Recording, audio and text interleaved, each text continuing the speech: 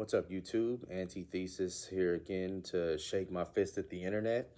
I just kind of wanted to pop on here and talk about political commentators. More specifically, a particular political commentator. His name is Tim Pool. Now, if you are unaware of who Tim Pool is or have never heard of him before, first of all, enjoy that. Let me just give you a few more seconds to enjoy that before I fuck it up for you. But now that that's over with, Tim Pool is a political commentator that he's claimed for a long time that he's a centrist. He's not a centrist. He's a conservative commentator. And I've been unfortunate enough to be aware of Tim Pool for quite some time. I have been politically active, at least insofar as paying attention to political content and our actual government and things that actually happen. I've been pretty involved in that for about a little over a decade. And I think in about 2013-ish is when I really started to get involved in the politics, paying attention to what's going on and so on and so forth, listening to politicians, what they actually say, doing the work of trying to understand what they're saying and read between the lines and subtext and all that stuff. And at that time, there was a heavy wave of reactionary politics that had hit YouTube because of Gamergate. If you're unfamiliar with Gamergate, I'm not going to go into it, but it's basically this whole event that surrounded a specific game developer who was, people accused her of basically sleeping up with reviewers to get them to review her games more positively. Looking back on it, like, I still could not believe that all of Gamergate was inspired by some woman supposedly having sex with a reviewer or several reviewers or whatever the case. Does anybody really give a fuck? Has anybody ever really given a fuck? I have never given a fuck about that. I've never been able to bring myself to care about that at all. But clearly, there's a fuck ton of people who do, because Gamergate exploded and it led to this huge trend of reactionary right-wing politics on YouTube. Some people got swept up into it and don't truly belong to it, but still kind of fell into place. Like, for example, Charlie or Penguin Z, a long time ago. He's not really like that now. He's been a lot more outspoken against the right lately over the last week, which I think is good, and I applaud him for it. I don't really personally watch him, but, whatever. Where was I? I forgot what I was saying. Oh, yeah. But Penguin Z, Amazing Atheist, was another one of those people that sort of got swept up into the anti-SJW.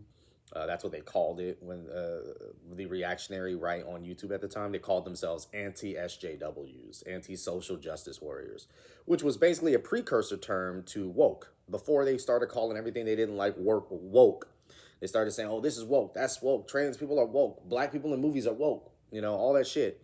Before all that, they used to just blame it on SJWs. They used to just blame it on social justice warriors. Oh, well, you think black people should be able to vote? What are you, a social justice warrior? They would do it in a similar way. How they take woke, which is ostensibly a list of only good characteristics, really, and then they apply it to the label of whatever they don't like. It's the same kind of thing with SJW. But anyways, most of those people have jumped off the wagon when they realized just how crazy shit actually got and how the right was turning into the censorship left that they were so eagerly trying to fight against in that at that time. But Tim Pool has not. Tim Pool has, if anything, become more entrenched into his role as a conservative mouthpiece. He kind of reminds me a lot of Dave Rubin. Dave Rubin was a similar story. He started out as more of a left-winger, or even and then moved over to being a more moderate centrist. And then, and of course, by moderate centrist, what I really mean is just a person who has on conservative-leaning people and lets them spew their bullshit and doesn't ever confront them on any lies they tell, or make sure that their audience understands that the person is speaking from a place of dishonesty. Those, centrists, moderate people. But Tim Pool is very, very, and I guess actually that ties in pretty well, because Dave Rubin was caught up in the same scandal. I don't know if there's like a fucking Men in Black memory wipe flash that's happened or whatever, but when did it happen that we forgot that Tim Pool was a paid Russian asset? When did that happen? Like, I wasn't notified of that. I had no idea we had just collectively moved on from that. I thought that was supposed to be like a career-ending fuck-up. How many people do you dislike on social media or dislike you, who claim that a review, it could be anybody, it doesn't even have to be politics either. A reviewer, a chef, a fucking video gamer, a video game reviewer, right? It could be anything. The worst thing you can accuse them of being is dishonest for a paycheck, because it insinuates that you can't trust what they say because they're only saying what they think is going to get them the paycheck, which kind of removes all like need or necessity to listen to them. Okay, think of it this way. I'm a nobody. Nobody fucking watches my videos. Maybe a few people have seen them. But the point is, by and large, no one really watches my content, right? If somebody accused me of being paid, it wouldn't matter because I don't really have much of an audience. But if you have somebody like, I'm trying to think of a prominent name that everyone knows. We'll just say Hassan. I don't really like Hassan. I think he does decent work, at least keeping young men away from the right-wing conservative pipeline. But you know, we'll just use him as an example. If you were to tell Hassan, oh yeah, you're bought and paid for, you're saying things that you get paid to say. If a person were to believe that narrative, what reason would they have to listen to Hassan?